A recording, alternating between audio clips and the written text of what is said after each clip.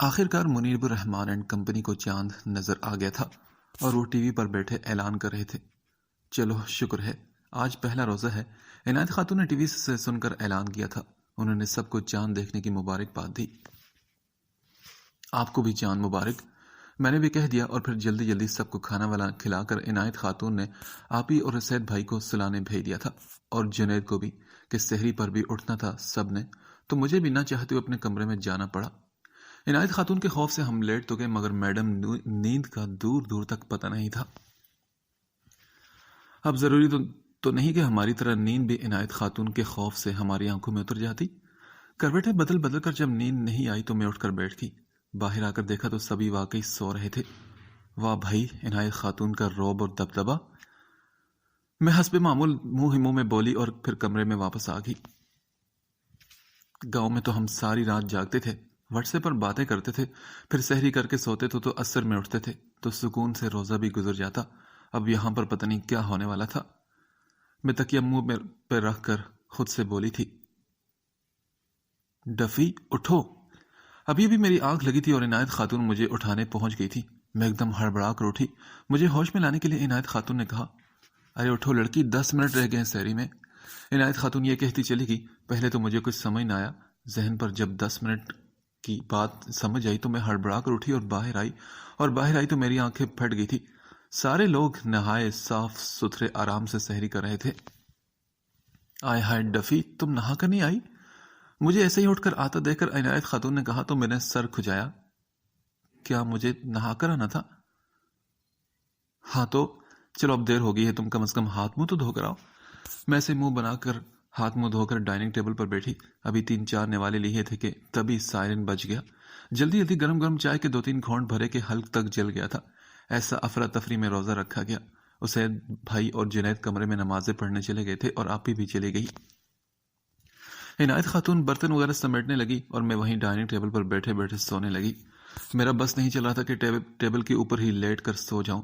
پھر عنایت خاتون کی آواز نے مجھے جگایا، اوفو ڈفی، تم لوگ ڈائننگ ٹیبل پر ہی سو جاتے ہو کیا؟ یہاں پر ڈائننگ ٹیبل پر سونے کا رواج نہیں، تو جا کر اندر سو جاؤ اور کل سے آدھا گھنٹہ پہلے اٹھنا اور نہا کر آنا ہے تم نے، اوکے؟ میں بڑی مشکل سے آنکھیں کھول کر انہیں دیکھنے کی کوشش کر رہی تھی۔ ارے لڑکی، کیا ہوا؟ وہ میرے کندھے ہلاتی رہی مگر مجھے کچھ سمجھ نہیں آ رہا تھا۔ لگتا ہے اس لڑکی کا تو پورا دماغ خراب ہو چکا ہے۔ میرا ہاتھ پکڑ کر وہ مجھے کمرے میں چھوڑ آئی اور بستر پر لیٹتے ہی میں نے ان کی باتیں سنی۔ آج کل کی لڑکیوں کے لیے تو روزہ بس بھوک ہڑتال ہی ہے، نہ نماز نہ تلاوت، بس سارا دن سوتے رہو، خالی پیٹ رہو، شام میں اٹھو اور افطاری کر لو۔ پھر پتہ نہیں کب میری آنکھ کھلی، میں اٹھتے ہی نہانے گئی تھی۔ نہا کر باہر آئی تو عنایت خاتون اپنا وہی شغل فرما رہی تھی۔ جی بالکل، وہ بیڑی پی رہی تھی اور ساتھ ان کی بہو یعنی آپی کرسی پر بیٹھی سیب کھا رہی تھی۔ میں نے آنکھیں پٹپٹائی ان دونوں کو دیکھ کر۔ کیا افطاری کا ٹائم ہو چکا ہے اور آپ لوگوں نے مجھے اٹھائے نہیں؟ میں نے کرسی پر بیٹھتے ان سے پوچھا۔ تبھی آپی نے آرام سے سیب کھاتے ہوئے کہا، نہیں ابھی تو ٹائم ہے افطاری میں۔ تو کیا آپ نے روزہ نہیں رکھا؟ میں نے حیرانی سے آپی سے پوچھا۔ اس حالت میں کیسے روزہ رکھ سکتی ہوں میں؟ آپی بولی تو میں نے عنایت خاتون کو دیکھا جو اب بھی اپنی بیڑی پینے کے شغل میں مصروف تھی۔ اچھا، اور راول پنڈی میں الاؤڈ ہے کیا روزے میں بیڑی پینا؟ میں نے آپی سے پوچھا تو آپی نے آہستہ سے بتایا، انہوں نے بھی روزہ نہیں رکھا۔ کیوں؟ انہیں کیا ہوا ہے؟ میں نے حیرت سے آنکھیں پھاڑتے ہوئے پوچھا۔ اوہ، تمہیں کیا مسئلہ ہے؟ آپی نے آنکھوں ہی آنکھوں سے مجھے گھورتے ہوئے کہا۔ عنایت خاتون اس وقت گانا سننے میں مست تھی۔ یار آپی، تو انہوں نے بھی روزہ نہیں رکھا تو مجھ غریب نے کیا قصور کیا تھا جو مجھ سے رکھوایا آپ لوگوں نے؟ میں نے تو صحیح سحری بھی نہیں کی تھی۔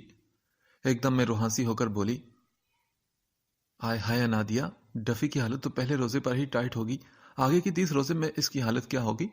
عنایت خاتون میری حالت دیکھ کر بولی، نہیں امی، یہ تو پورے روزے رکھتی ہے، بس تھوڑی بور ہوگی نا تبھی ایسی ہو گئی ہے۔ عنایت آپی نے سیب کھاتے ہوئے میری حمایت میں جواب دیا۔ ہاں تو لاڑکانہ میں کون سے شامیانے لگے ہوتے ہیں، ایرانی سرکس ہوتا ہے اور ڈھول تاشے بج رہے ہوتے ہیں جو یہاں یہ بور ہو گئی ہے؟ عنایت خاتون نے برا سا منہ بناتے ہوئے کہا اور میں نے شکایتی نظروں سے آپی کو دیکھا۔ کیا اب میں ان کو سرکس میں جانے والی لگتی ہوں، اور وہ بھی ایرانی سرکس؟ میں نے تو زندگی میں ایک بار ہی وہ سرکس دیکھا ہے۔ پھر ہیرا پھیری فلم میں، یا پھر پڑھا ہے جو رکے تو کوہ گراں تھے ہم ناول میں، بیچاری سارا اوپر سے گر کر اپنی ہڈی گڈے تڑوا دیتی ہے. ہائے بیچاری سارا. ان 5-6 روزوں میں میری حالت بڑی خراب تھی. کبھی میں کرسی پر سو رہی ہوتی تو کبھی ڈائننگ ٹیبل پر. پہلے تو 1-2 دن پکوڑے سموسے بنے تو کھانا کسی نے نہ کھایا اور ضائع ہو گیا، تو عنایت خاتون نے پکوڑوں سموسوں اور چاٹ کو بنانے پر پابندی لگنے کی بریکنگ نیوز دے ڈالی. دل تو برا ہوا مگر میں اور جنید برداشت کر گئے. پھر عنایت خاتون سب کو جلدی سلا دیتی تو مجھے بھی زبردستی سونا پڑتا. پھر کچی نیند میں نہ سحری ڈھنگ سے کر پاتی اور پھر سارا دن بیٹھی سڑتی رہتی. پھر میرے ذہن میں ایک آئیڈیا آیا اور اپنے کب سے بیگ میں بند لیپ ٹاپ کو نکالا اور ساری رات فلمیں دیکھنے کا پروگرام بنایا. اس کا فائدہ یہ ہونا تھا کہ میں سحری تک جاگتی رہتی اور پھر سکون سے سحری کر کے آرام سے پورا دن سوتی. اسی لیے میں نے آج اینا بیلا دیکھ رہی ہوں. اللہ غرق کرے ایسی فلمیں بنانے والے کو. کچھ ہوتا نہیں ان کو. ایک تو اندھیرا، اوپر سے رات. شکر ہے کہ ہلکی ہلکی روشنی شیشوں کی کھڑکیوں سے آ رہی تھی، جس کی وجہ سے کمرے میں ماحول تھوڑا روشن سا تھا. میں کانوں میں ہینڈ فری ڈالے مزے سے فلم میں ڈوبی ہوئی تھی. نظروں کے سامنے بڑا ہی کوئی خوفناک منظر تھا. ایک لنگڑی لڑکی کے سامنے اینا بیلا ڈول اچانک سے آ جاتی ہے اور وہ لنگڑی اپنی جان بچانے کی خاطر ویل چیئر پر بیٹھتی ہے. سامنے دروازے پر کالا دھواں سا ہر سو بکھر جاتا ہے. وہ کرسی پر بیٹھ کر بٹن دباتی ہے کہ جس سے کرسی سیڑھیوں کے نیچے جائے. کیونکہ بچی لنگڑی ہے، وہ خود سیڑھیاں نہیں اتر سکتی، تو اس لیے اس کے لیے ایسا سسٹم بنایا گیا ہے کہ جس سے یہ کرسی اس بچی کو نیچے لے جائے. وہ لڑکی بڑی ہمت اور جرت سے اس کے بٹن دبا رہی ہے مگر وہ کرسی ہلنے کا نام نہیں لے رہی. ہاں، ایسے موقع پر ویسے یہ چیزیں کام نہیں کرتی. میں بڑبڑاتی ہوئی سین میں گھسی. اب لڑکی واقعی ڈری ہوئی تھی. اسے شاید یاد آ گیا تھا کہ بیلٹ لگانے تک وہ کرسی شاید نہ ہلے گی کہ تبھی وہ جلدی بیلٹ لگانے لگی. بیلٹ لگا کر وہ بٹن دبانے لگی تو کرسی ہلی اور سیڑھیوں سے نیچے چلنے لگی، آرام سے. شکر ہے اس کی جان بچی. میں فلم دیکھنے کے ساتھ ساتھ خود سے باتیں بھی کر رہی تھی. اس لڑکی نے سکھ کی سانس لی. کرسی نیچے جا رہی تھی اور لڑکی اپنی ہڑبڑانے کی وجہ سے بہت ہی زیادہ ڈری ہوئی تھی. گہرے سانس لیتی وہ نیچے جا رہی تھی. پھر لڑکی نے اپنے آس پاس دیکھا. کچھ بھی نہیں تھا، صرف اندھیرا تھا. ایک تو ان ڈراؤنی فلموں میں اتنا اندھیرا ضروری ہے جو کچھ نظر ہی نہ آئے. میں بھی باتیں کر رہی تھی اور لڑکی سکھ کا سانس لیتے نیچے آ رہی تھی کہ تبھی بیچ سیڑھیوں میں کرسی رکی اور میں بڑبڑائی. ہاں، یہاں رکنا بھی بہت ضروری تھا نا. اس لڑکی نے پریشانی سے بٹن دبائے مگر اس کی رکی ہوئی کرسی نے ہلنے کی جرت نہ کی. تبھی کرسی نے حرکت کی مگر یہ نیچے جانے کے بجائے اوپر جا رہی تھی. میرا سانس نیچے کا اوپر آ گیا تھا. لڑکی نے بٹنوں کو دبایا کہ کرسی رک کر واپس نیچے جائے مگر کوئی فائدہ نہ ہوا. اس کی کرسی واپس اوپر جا رہی تھی. اس لڑکی نے سیڑھیوں کے گرل کے اوپر بنی لکڑی کو پکڑ لیا مگر وہ کرسی کے زور سے ٹوٹ گیا تھا. لڑکی بے یقینی سے اس ٹوٹے ہوئے لکڑی کو دیکھنے لگی کہ تبھی اس لڑکی نے سیڑھیوں کے اوپر اینا بیلا ڈول کی پرچھائی دیکھی اور میرے کندھے پر کسی نے ہاتھ رکھا تھا. وہ لڑکی بھی اس ڈول کو دیکھ کر چیخی تھی، بالکل اسی طرح جس طرح میں بھی اپنے کندھے پر کسی کا ہاتھ محسوس کر کے چیخ اٹھی تھی. اور پھر اندھیرے میں سائے کو بھی دیکھا جو مجھے چیختا دے کر خود بھی چیخا تھا. میں نے ہڑبڑا کر ہینڈ فری اپنے کانوں سے نکالے اور بیٹھ کے ایک کونے کی طرف ہو گئی. ہائے ڈفی، کیا ہو گیا؟ میں ہوں، ڈرا دیا مجھے. عنایت خاتون خود بھی ڈر گئی تھی اور ساتھ مجھے بھی ڈرا دیا تھا. عنایت خاتون، میرا مطلب عنایت آنٹی، آپ؟ میں بے یقینی سے ان کو دیکھ رہی تھی جو سوئچ کھول کر اب کمرے میں روشنی کر چکی تھی. یہ اتنی رات کو کیا کر رہی ہو تم ڈفی؟ اور تم کیوں چیختی پھر رہی ہو؟ وہ لڑاکا عورتوں کی طرح میرے سر پر آ کر بولی تھی. ہاں تو آپ یوں اچانک آ جائیں گی تو میں چیخوں گی نا. کیا کام ہے آپ کو؟ کیا سحری کا ٹائم ہو چکا ہے؟ میں نے سامنے گھڑی کی طرف دیکھا جس پر صاف پتہ چل رہا تھا کہ سحری ختم ہونے میں ابھی گھنٹے سے زیادہ کا وقت پڑا ہے. ہاں جلدی کرو، تم نہا کر آ جاؤ پھر سحری کرنے آنا. میں نہ دیکھوں تم ایسے ہی اٹھ کر ڈائننگ ٹیبل پر آ جاؤ. یہ کہتے وہ دروازے سے باہر چلی گئی اور میں نے کہا 4 دن سے اٹھانے نہیں آ رہی تھی، آج میں فلم دیکھ رہی تو گھنٹہ پہلے اٹھانے آ گئی، بلکہ الٹا مجھے ڈرانے آ گئی تھی. میں سر جھٹک کر اپنی فلم کے آخری 10 منٹ ختم کر کے نہا کر سحری کر کے نماز پڑھ کے اب سو رہی ہوں اور قسمیں کتنے دنوں بعد مجھے سکون کی نیند آ رہی ہے. لو بھائی، جیسے تیسے دن گزر رہے تھے. ساری رات فلمیں دیکھ کر میں سحری کرتی اور پھر سارا دن سوتی رہتی۔ افطار میں عنایت خاتون کی جیسی تیسی بنائی افطاری کر کے میں پھر ساری رات فلمیں دیکھنے کے اپنے شغل میں مصروف ہو جاتی۔ ایک عادت سی بن گئی تھی کہ ہر بار عنایت خاتون مجھے سحری کے لیے بلانے آ جاتی۔ میں نہا کر چلی جاتی، مگر اس دن نہ جانے کیا ہوا کہ میں انتظار کرتی ہی رہ گئی، مگر عنایت خاتون مجھے اٹھانے نہ آئی۔ میرا دھیان فلم میں تھا۔ جب میں نے گھڑی کی طرف دیکھا تو میری سٹی گم ہو گئی۔ سحری کے وقت کو ختم ہوئے 5 منٹ گزر چکے تھے۔ میں نے فلم سٹاپ کی تو کانوں میں آذان کی آواز آنا شروع ہو گئی۔ میں ہڑبڑا کر اٹھی اور دوپٹہ سنبھالتی بڑبڑائی، یہ کیا ہو گیا آج؟ یعنی مہمان کو اب بنا سحری کے روزہ رکھوایا جائے گا؟ میں برا سے منہ بناتی باہر آئی، مگر یہ منظر عام دنوں سے بہت ہی ڈیفرنٹ تھا۔ عنایت خاتون تو خود گھوڑے گدے بیچ کر سو رہی تھی۔ میں نے دور سے انہیں دیکھا تو مجھے لگا کہ شاید میں سپنے میں ہوں، کیونکہ عنایت خاتون، مطلب ہماری عنایت خاتون، صبح کی اذانیں ہوگی اور وہ ابھی تک سو رہی تھی۔ میں نے اپنے بازو پر زور سے چٹکی کاٹی، مگر مجھے ہی زور سے چٹکی لگی تھی۔ مطلب میں خواب نہیں دیکھ رہی تھی، بلکہ یہ حقیقت تھی۔ میرے دماغ کے کسی گوشے میں پہلا خیال یہی آیا کہ خدا نہ خواستہ کہیں وہ... پھر میں ہلکے ہلکے قدم اٹھاتی عنایت خاتون کی طرف چلی آئی تھی۔ وہ ایسے ہی سوئی پڑی تھی۔ میں نے ان کے چہرے کا جائزہ لیا تو کوئی حرکت نہیں تھی وہاں۔ مجھے آج تک سمجھ نہیں آئی تھی کہ وہ ایسی بے حرکت نیند کیسے سو سکتی تھی۔ میں ان کے کان کے اوپر ایسے ہی بڑبڑا رہی تھی جب عنایت خاتون کے جسم میں ہلکی سی حرکت ہوئی۔ تبھی مجھے سکون ہوا کہ شکر ہے وہ زندہ ہیں۔ اب مجھے سمجھ نہ آیا کہ میں کیا کروں۔ سحری کا ٹائم تو نکل چکا تھا۔ عنایت خاتون بھی ٹھیک ٹھاک تھی، مگر پھر بھی مجھے کچھ غلط لگ رہا تھا۔ تبھی میں کچھ سوچتی ہوئی جنید کے کمرے کی طرف بڑھنے لگی۔ میں نے کمرے پر ہلکی سی دستک دی، مگر اندر سے کوئی آواز نہ آئی۔ میں نے دروازے کی نوب گھمائی اور اندر جھانکا۔ ایک وجود چادر ڈالے خواب خرگوش میں مصروف تھا۔ میں اس کی طرف بڑھ آئی تھی۔ مجھے سمجھ نہ آیا کہ اسے کیسے جگاؤں۔ میں نے ہلکی آواز میں اسے پکارا، جنید، مگر وہ پھر بھی سویا رہا۔ ہمت کر کے میں نے اس کے ہاتھ کو چھوا کہ تبھی وہ ہڑبڑا کر اٹھا۔ ہے کون ہے؟ مجھے دیکھ کر اس نے ایک گہری سانس لی۔ ہاں تم بولو، کیا ہوا؟ افطار، میرا مطلب سحری کا وقت ہو گیا ہے کیا؟ وہ آنکھیں ملتا ہوں مجھے دیکھ رہا تھا۔ تبھی میں نے کہا، جی بالکل، سحری کا ٹائم تو ہو گیا، آذان بھی ہو گئی۔ میں نے اس سے تھوڑا دور ہوتے ہوئے کہا تو وہ مجھے عجیب نظروں سے دیکھنے لگا۔ تو کیا صرف یہ بتانے کے لیے مجھے اٹھایا تم نے؟ میں ابھی بھی آدھی نیند میں تھا شاید۔ اس کی بات پر میں نے ایک دم منہ بنا لیا۔ ہاں تو اذان ہو گئی ہے، عنایت خاتون نہیں اٹھی۔ میرا مطلب عنایت خاتون آنٹی بھی ابھی نہیں اٹھی اس وقت تک۔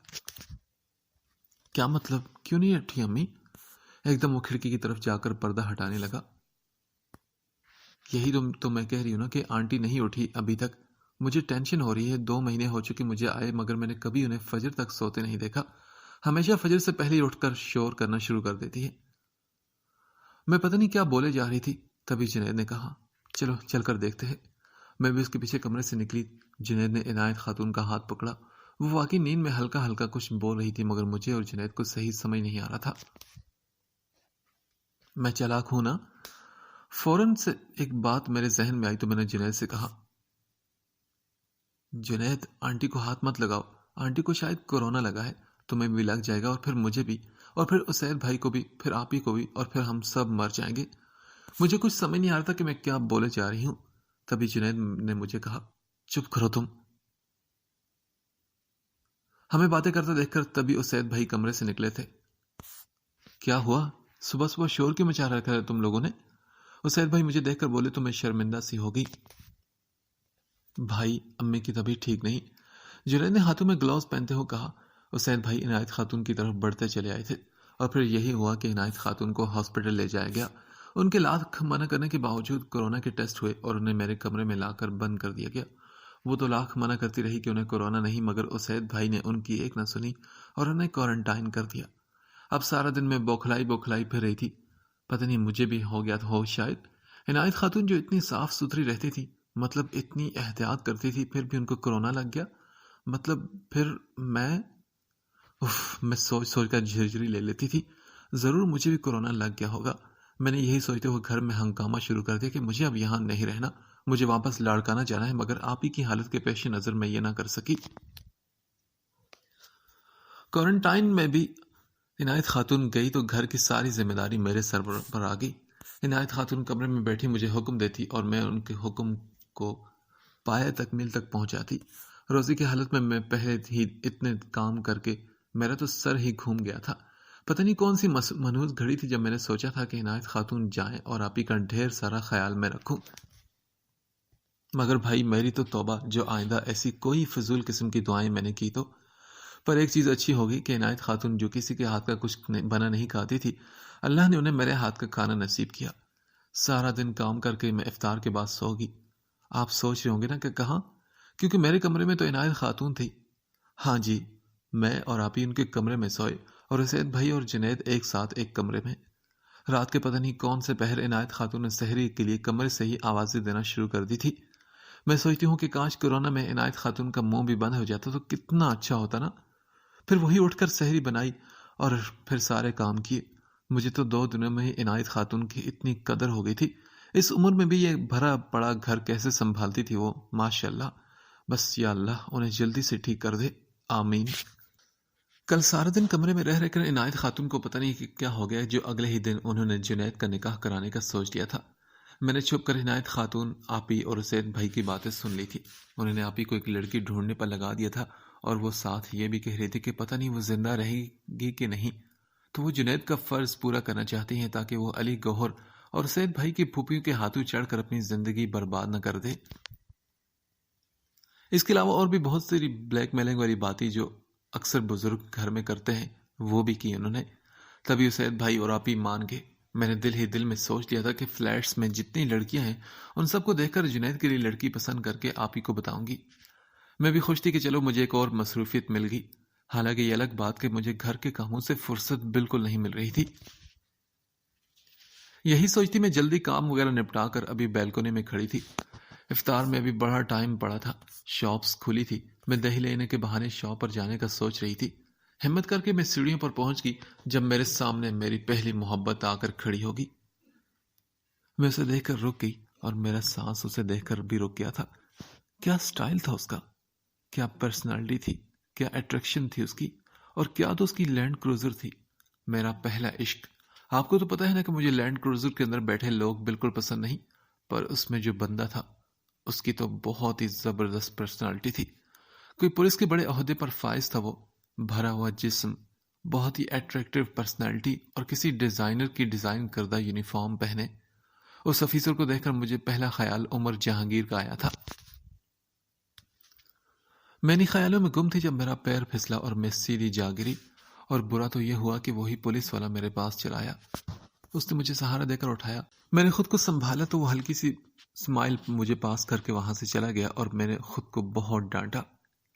لعنت ہو ڈفی، کتنا اچھا موقع تھا، سارا امپریشن خراب کر دیا اس پر۔ میں خود سے باتیں کرتی شاپ کی طرف جا رہی تھی۔ ویسے ڈفی کہنے میں کتنا اچھا ہے نا، ڈفی۔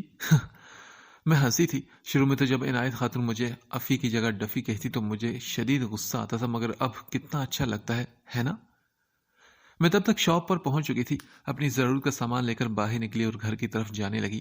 رستے میں 4-5 لڑکے نظر آئی، مگر 3 کے منہ پر تو ماسک لگا تھا تو ان کے چہرے صحیح طور پر نظر نہ آئے، اور جو 2 تھی انہیں دیکھ کر تو توبہ توبہ، سارا موڈ خراب ہو گیا۔ 4-5 دن پرانے ٹراؤزر، میلی ڈھیلی شرٹ، ننگے بازو، اور نہ ہی پوچھیں ہمارا جنید اب اتنا بھی گرا پڑا نہیں جو ان ایلیٹ کلاس لڑکیوں کو بیاہ کر لائیں گی۔ میں اندر آئی اور افطاری کی تیاری کرنے لگی۔ اتنی دیر میں اسید بھائی بھی آفس سے آگے، اور ان کے ساتھ 2 اور لوگ بھی تھے۔ اللہ معاف کرے، نہ جانے کیسے کیسے لوگ ہم معصوموں کا دل جلانے آ جاتے ہیں۔ جی بالکل، شام تک علی گوہر صاحب نہیں ان کا اپنا گھر ہے، وہ جب چاہیں آئیں، مگر یہ جو ان کے ساتھ نازنین آئی تھی نا، میں اس کی بات کر رہی ہوں کہ بلا وجہ میرا دل جلانے کو آ گئی تھی۔ نازنین اسید بھائی کی چھوٹی پھپھو کی بیٹی ہے، بالکل ان کی کاپی۔ اب بھلے صاف چمڑی ہو مگر خوبصورت تو بالکل بھی نہیں۔ اپنے نام کی طرح نازنین اور ہلکے نازک مزاج کی تھی، مگر مجھے اس کی آنکھوں میں صاف مکاری نظر آ رہی تھی، جیسے کسی بہت ہی بڑے مقصد کے لیے آئی ہوں، مگر میں بھی کم مکار تو نہیں، میں پتہ لگا کر رہوں گی۔ اسید بھائی نے عنایت خاتون کی طبیعت کے بارے میں علی گوہر صاحب کو بتایا، اور وہ سیدھا اسلام آباد چلے آئے تھے اس نازنین کو اپنے ساتھ لے کر۔ مگر یہ تو مجھے افطار کے بعد پتا چلا کہ علی گوہر صاحب جنید کی شادی اس سے کروانے کا ارادہ رکھتے ہیں۔ پھپھو بھی کتنی مسنی تھی نا، عنایت خاتون کو کی دیکھ بھال کا بہانہ بنا کر جنید کو اپنے جال میں پھنسانے کے لیے اپنی بیٹی کو اتنے دور بھیج دیا.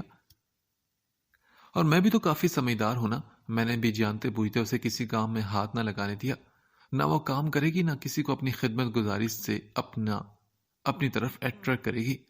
آخر میں بھی تو افی ہوں نا. وہ رات جیسے تیسے کر کے گزر گئی. علی گوہر صاحب کی آمد فی الحال عنایت خاتون سے چھپائی گئی تھی.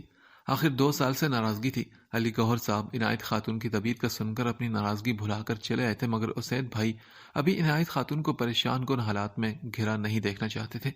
تبھی ان سے یہ بات چھپائی گئی تھی، مگر کب تک چھپتی. اگلی صبح ہی سحری میں عنایت خاتون کو معلوم ہو گیا اور وہ سیدھا کمرے سے نکل آئی. اسید، کیوں بتایا تم نے انہیں؟ کتنا سکون تھا جب نہیں تھے وہ، تو اب کیوں ہمارا سکون برباد کرنے چلے آئے ہیں؟ عنایت خاتون چنگاڑتی ہوئی کمرے سے نکلی تھی. ارے امی، آپ کمرے سے کیوں نکل آئی؟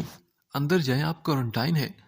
اسید بھائی جو سحری میں مصروف تھے انہیں دیکھ کر اٹھے اور میں سمجھ گئی کہ آج بھی سحری جھگڑے کی نظر ہو جانی ہے. ارے ہٹو پیچھے، کچھ نہیں ہو مجھے، جنگی بھلی ہوں میں. ابھی ان کی لاڈلی کی دعاؤں میں اتنا دم نہیں جو میں مر جاؤں. جنید نے عنایت خاتون کے سامنے ہاتھ چلایا. امی آپ چلیں اندر. جنید عنایت خاتون کو پکڑ کر اندر لے جانے لگا، مگر عنایت خاتون بھی ضدی بنی یہیں کھڑی رہی. نہیں، مجھے بتاؤ کہ اب یہ کیا کرنے آئے یہاں پر، پوچھو نا ان سے. وہ جلدی سے بولی تو علی گوہر صاحب بڑے آرام سے بولے. جنید کی شادی کروانے آیا ہوں میں. یہ سن کر سب کی سٹی گم ہوگی. کچھ پل کی خاموشی کے بعد عنایت خاتون نے کہا، اپنی چھوٹی بہن کی چھیگڑی بیٹی کے ساتھ؟ ہاں بالکل اسی کے ساتھ. میں کسی لولی لنگڑی اندھی کہانی بہری گونگی یہاں تک کہ کسی معذور سے بھی جنید کی شادی کروا دوں گی اگر وہ پڑھی لکھی ہو. اس کے علاج خود کرواؤں گی، مگر کسی جاہل سے بالکل نہیں جس نے 5 کلاسیں بھی مشکل سے پڑھی ہوں. تو ناظرین کا خیال تو آپ دل سے نکال ہی دیں. ایک ایک لفظ چبا کر عنایت خاتون بولتی کمرے میں چلی گئی تھی. سحری کا وقت ختم ہونے والا تھا. میں نے تو بس ہلکی پھلکی کر لی تھی، باقی سارے اٹھ کر کمرے میں چلے گئے. 2 دنوں میں یہ گھر چڑیا گھر کا لک دے رہا تھا. رمضان بھی اپنے آخری دنوں میں تھا. اس بار رمضان بھی جلدی گزر گیا تھا. کام وغیرہ میں نے رمضان بھی گنوا دیا. نہ جانے پھر اگلے سال یہ رمضان نصیب ہوگا کہ نہیں. میں کافی دکھی بھی تھی. عنایت خاتون اور علی گوہر صاحب نے پھر کوئی بات چیت نہ کی. میں سارا دن کام کرتی رہتی. علی گوہر صاحب چارپائی پر لیٹے سندھی گانے سنتے رہتے اور بیڑی پیتے کش لگاتے رہتے. عنایت خاتون کی کوئی کمی محسوس نہیں ہو رہی تھی. ڈفی سننے کے لیے میرے کان ترس رہے تھے. عنایت خاتون علی گوہر صاحب کے آنے کے بعد کافی خاموش ہو گئی تھی. دوسری طرف آپی کی ڈیلیوری کا وقت بھی کافی قریب تھا. عید بھی نزدیک آ چکی تھی. عجیب سا ماحول ہو گیا تھا گھر کا. ایک تو یہ نازنین جو سارا دن باہر جنید کے ساتھ گھومتی پھرتی میرا دل الگ جلا رہی تھی. مجھے آئے ہوئے 2.5 مہینے ہو چکے تھے، مگر میں گن کر 2 بار ہی باہر گئی ہوں گی. مگر وہ نازنین پورا جنید کی فری ہونے کا فائدہ اٹھا رہی تھی. جو مجھے گھومنا تھا وہ سب وہ گھوم چکی تھی، اور اس میں غلطی میری بھی تھی. میں نے سوچا کہ اسے کام وغیرہ نہیں کرنے دوں گی تاکہ یہ کسی پر اپنا جادو نہ چلا سکے، مگر وہ کام نہ کر کے بوریت کا بہانہ بنا کر باہر گھومتی پھرتی رہتی. 100 بار بد دعائیں دے چکی تھی کہ منحوس کو کہیں سے کورونا لگ جائے اور جائے وہ واپس، مگر کہاں لگتی ہیں میری بد دعائیں. آپی، آپ نے کبھی عنایت خاتون سے پوچھا ہے کہ وہ پوتا چاہتی ہیں کہ پوتی؟ میں آپی کو واک کروانے باہر لائی تھی. اپنی بوریت مٹانے کو ہلکی بھلکی باتیں کرنا شروع کی. ہاں بالکل، عنایت آپی آرام سے بولی تو میں نے ساری کہانی سمجھتے ہوئے بڑبڑانا شروع کیا. پتا تھا مجھے عنایت خاتون بھلے کتنی بھی اچھی بنتی ہو، مگر بچے کے معاملے میں وہ روایتی ساس ہی بنے گی. انہیں پوتا ہی چاہیے ہوگا نا. پر آپ ٹینشن مت لیں، بیٹی بھی ہوئی تو ڈنکے کی چوٹ پر کہی گا کہ یہ آپ کی ہی پوتی ہے. میں بنا سمجھے بولے جا رہی تھی کہ تبھی آپ ہی مسکرائی. پھر تو دعا کرو کہ پوتی ہی ہو، کیونکہ امی کو تو پوتی کی خواہش ہے. وہ آہستہ قدم چلتی بولی تو میں حیران ہوئی. کیا واقعی؟ ہاں فی بالکل. وہ چاہتی ہیں کہ پوتی ہو کیونکہ ان کی خود بھی بیٹی ہونے کی خواہش تھی، مگر 2 لڑکے ہی پیدا ہوئے. انہوں نے 2 لڑکوں کو ہی پالا، ان کے ساتھ ہی رہی، تبھی ان کے پوتے کی خواہش اتنی نہیں جتنی وہ پوتی کی خواہش کرتی ہیں. پہلے دن ہی انہوں نے مجھے سمجھایا تھا کہ میں فکر مت کروں کہ انہیں پوتا چاہیے کہ پوتی، بس بچہ صحت مند ہو، اسی میں ہم سب کی بھلائی ہے. اور اللہ کا شکر میں اپنی بات کر کے پچھتائی تھی۔ عنایت خاتون کی شخصیت بڑا ہی مشکل پزل تھا جس میں میرا ہر انداز تھا الٹ نکلتا تھا۔ میں نے آپی کا دماغ ہٹانے کے لیے دوسری بات کی۔ اچھا آپی، آپ نے نام وغیرہ تو سوچے ہوں گے نا؟ نہیں تو؟ لیکن کیوں؟ سوچنے چاہیے نا آپی۔ ہاں سوچیں گے۔ ویسے وہ خبر سنی 3-4 دن پہلے انڈیا کے شہر میں ابھی 2 بچے پیدا ہوئے جن کے نام ہینڈ سینیٹائزر اور کوارنٹائن رکھے ہیں لوگوں نے۔ ایک دم میں زور سے ہنسنے لگی۔ ویسے آپ ہی انڈیا والے کتنے بھولے ہیں نا، اب یہ کوئی نام تھے رکھنے والے؟ بری بات ہے افی، وہ ہمارے پڑوسی ہیں، ایسے نہیں کہتے۔ آپ ہی نے مجھے ڈانٹا تو میں خاموش ہو گئی اور آپ ہی کو لے کر اندر چلی آئی۔ ناظرین ابھی عید کی ڈھیر ساری شاپنگ کر کے آئی تھی اور بیڈ پر شاپرز پھینک کر پتہ نہیں کہاں چلی گئی تھی۔ اصل میں تو دل جلانے کے لیے حرکت کر گئی تھی۔ آپ ہی کے لیے بستر پر جگہ بنا کر میں نے انہیں لٹایا اور اب اس کا سامان نہ چاہتے ہوئے بھی میں نے تمیز سے کرسی پر جا کر رکھ دیا۔ ناظرین بھی اسی کمرے میں رہ رہی تھی، تبھی مجبوری تھی۔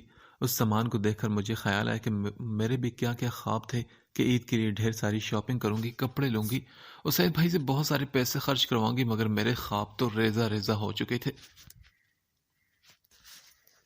آج 22 مئی ہے اور پی آئی اے جہاز کریش نے مجھے بہت ہی زیادہ دکھی کر دیا ہے۔ تبھی میں اداس سی بیلکنی میں بیٹھی تھی۔ مجھے خیال نہ ہوا تھا کہ جنید گاڑی سے اتر کر اوپر آیا اور میرے ساتھ بیلکنی میں کھڑا ہو گیا۔ کیا ہو تو میں؟ نہیں کچھ نہیں، میں نے اپنے آنسو اندر اتارنے کی کوشش کرتے ہوئے کہا۔ وہ عید آ رہی ہے نا تو امی بابا کی یاد آ رہی ہے مجھے جو پہلا بہانہ یاد آیا میں نے وہ کہہ ڈالا تھا، ایک بار بھابھی کی ڈیلیوری ہو جائے پھر میں خود تمہیں چھوڑاؤں گا، فکر مت کرو۔ وہ عام سے لہجے میں بولا تو میں سامنے ہی اسے کھڑی اسے دیکھنے لگی۔ پھر وہ بولا، افی ناظرین کے ساتھ میں بچپن سے رہا ہوں، تبھی ہمارے بیچ کوئی بھی تکلفی نہیں۔ مجھے پتا ہے کہ تمہیں برا لگتا ہوگا کہ میں تمہیں اس طرح گھماتا پھراتے نہیں، اتنا ٹائم نہیں دیتا جس طرح ناظرین کو دیتا ہوں۔ ویسے ہو تو تم بھی مہمان، مگر امی کے بعد تم نے سارا گھر سنبھالا ہے، بھابھی کا خیال رکھ رہی ہے، تو مجھے خوشی تو ہوتی ہے مگر برا بھی لگتا ہے کہ تم یہ نہ سوچتی ہو کہ تمہارا یہاں کسی کو خیال نہیں۔ پتہ نہیں وہ کیا باتیں کر رہا تھا جو میرے ذہن میں اب تک نہ آئی تو میں بول پڑی، ارے نہیں ایسی کوئی بات نہیں، اصل میں تھوڑی سی سینسیٹیو ہونا، میں نے جہاز کا کریش سنا تو تھوڑا اداس ہو گئی تھی۔ اس کا مطلب یہ نہیں کہ مجھے شکایتیں ہیں آپ لوگوں سے، میں نے اسے کہا تو اس کے چہرے پر ہلکی سی مسکراہٹ آئی۔ عجیب لڑکی ہو تم، ایک وہ ناظرین ہے جو 2 دن بعد عید کی تیاری میں مگن ابھی پارلر میں چھوڑ کر آئے ہوں اسے، اور ایک تم ہو کہ جہاز کریش ہونے پر اداس بیٹھی رو رہی ہو، جسے 2 دن بھی لوگ یاد نہیں رکھیں گے، ایک باسی خبر کی طرح یہ خبر بھی تاریخ کے پنوں میں گم ہو جائے گی۔ ہاں تو جنید، عجیب میں تو نہیں، عجیب تو ناظرین یا اس کے جیسے لوگ ہوئے نا جو اتنی بے حسی کا ثبوت دیتے ہیں۔ تمہیں پتا ہے جنید، اتنے سارے گھر اجڑ گئے، لوگ مر گئے اور لوگوں کو اپنی عید کی تیاریوں کی پڑی ہے۔ ہمارے مذہب میں عید کا مقصد بس تیار ہونا تو نہیں نا، اس اللہ کا شکر ادا کرنا ہوتا ہے، تو پھر ہم اتنے خوبصورت دن میں اللہ کو بھلا کر تیار ہونے اور دکھاوے میں گزار دیتے ہیں۔ پتہ نہیں میں کیوں اتنی سنجیدہ ہو کر باتیں کر رہی تھی۔ اچھے خیالات ہیں تمہارے۔ ایک بات کہوں آفی، ادھر ہر کوئی اپنا غم چھپائے پھرتا ہے، کہیں کہیں دکھاوا بھی ضروری ہوتا ہے۔ اس کی مثال میری امی سے زیادہ اچھی نہیں ہو سکتی۔ اچھا وہ کیسے؟ بتاتا ہوں۔ ہماری امی جب چھوٹی تھی تو ان کی امی یعنی کہ میری نانی کی ڈیتھ ایسی بیماری سے ہوئی جو گندگی سے پھیلتی ہے، بس وہیں سے میری امی بھی وہمی ہو گئی تھی۔ ان کے 2 ہی بھائی تھے، چھوٹے یعنی میرے ماموں۔ امی نے اپنے دونوں بھائیوں کو خود پالا، ہمیشہ انہیں صاف ستھرا رکھا، انہیں خوب پڑھایا لکھایا، مگر وہ دونوں انہیں چھوڑ کر ہمیشہ کے لیے US چلے گئے۔ وہیں پر ان دونوں نے شادی کر لی۔ امی اس بات پر بہت زیادہ غم زدہ تھی۔ پھر میرے نانا نے زبردستی میرے ڈیڈی سے ان کی شادی کروا دی تو وہ اور زیادہ دکھی ہوگی۔ ڈیڈی اچھے انسان ہیں، بس اپنے بہن بھائیوں کی باتوں میں جلدی آ جاتے ہیں۔